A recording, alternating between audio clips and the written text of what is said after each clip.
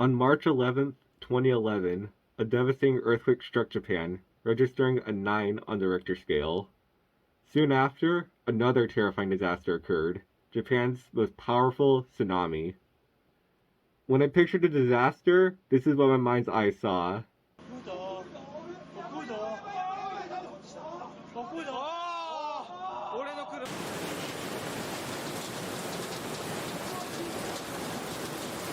But as it turns out, there are many more details that did not make it to the rest of the world.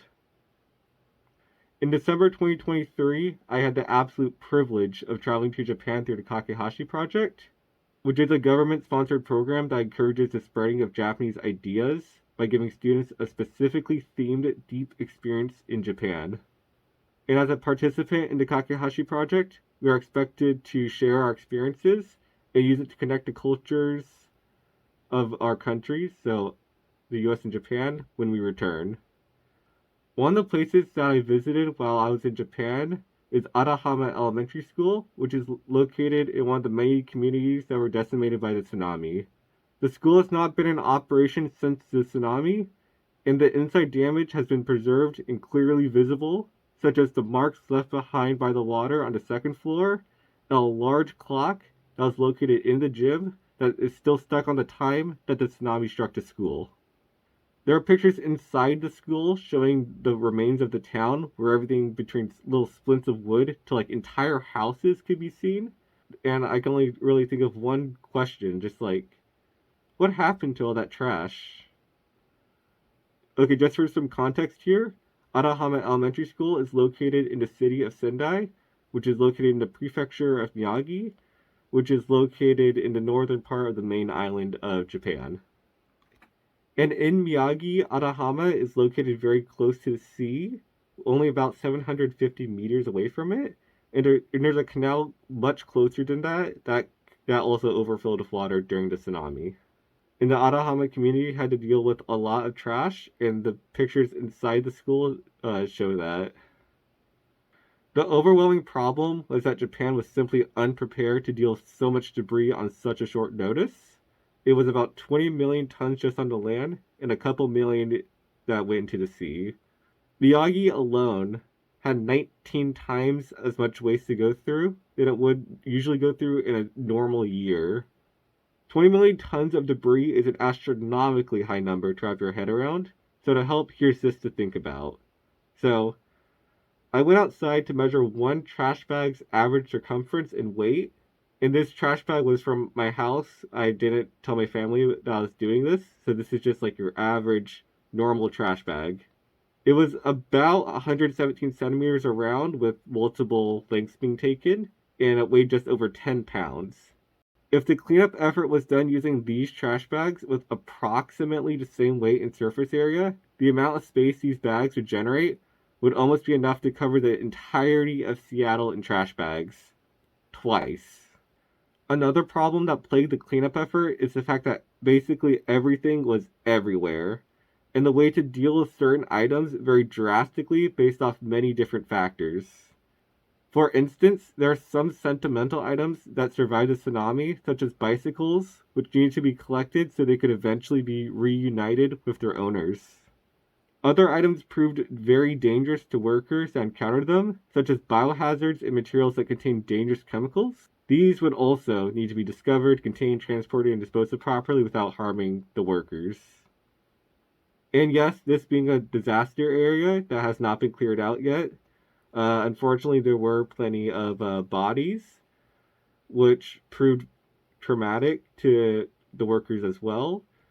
So there was a lot of emotions going through Japan at this time.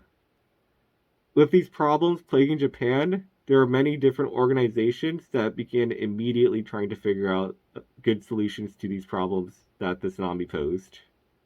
In terms of categorizing the trash, the Japanese Ministry of the Environment ended up coordinating this effort, and what they did is that they had a guideline that prefectures and local governments can use. So that way, when workers would find trash, they would be able to dispose of it in a very efficient and clean manner. Like, for instance, if they can recycle something, they'll do their best to try to recycle it. So they're not just throwing everything away. Anything that's dangerous, all that should be contained and protected. So it poses less of a risk to the environment and the people surrounding the chemicals and the dangerous items. Many countries helped Japan during this time by giving them either money, workers, or experts, usually. And these experts would be in fields that would help Japan manage the disaster, especially post disaster Japan.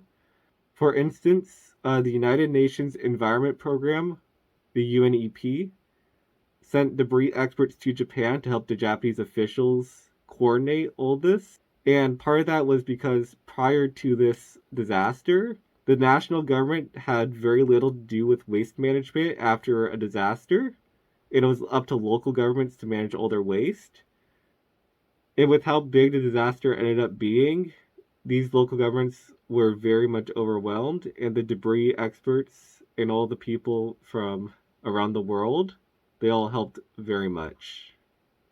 Now, with all of this being said and done, and all the workers working, all of that only took 3 years. Most of the garbage was cleaned up by March of 2014. This means that the land affected by both the earthquake and the tsunami was cleared, and that the areas were considered to be safe.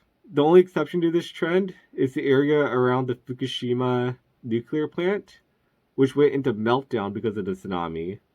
Dealing with some of the rubble around and inside the reactor poses too much of a risk for individuals to go through it, such as the reactor's melted fuel rods. To get to these dangerous areas, a robotic arm had been used to minor success to help mitigate the problem, although the plans had been delayed, at first because of the coronavirus, then due to glitches from the arm, and then again because the planned route that they were going to get the fuel rods from was too difficult for the arm.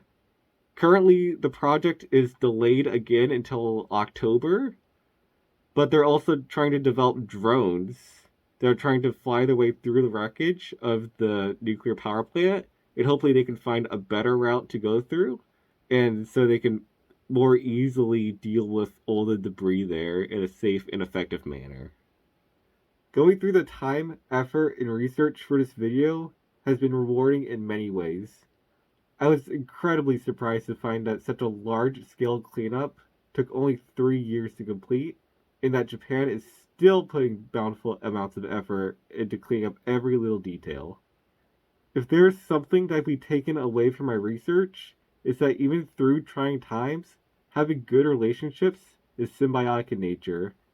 While Japan got help through money and workers, the rest of the world was able to learn from Japan's efficient waste disposal and harrowing experience with the tsunami, and they adopted many policies after the Japan's tsunami that end up saving lives in the future from other natural disasters. I believe that this story must be told because it's often overlooked and forgotten in the footnotes of history, even though the messages told through the cleanup of Japan will hold for ages to come. Thank you.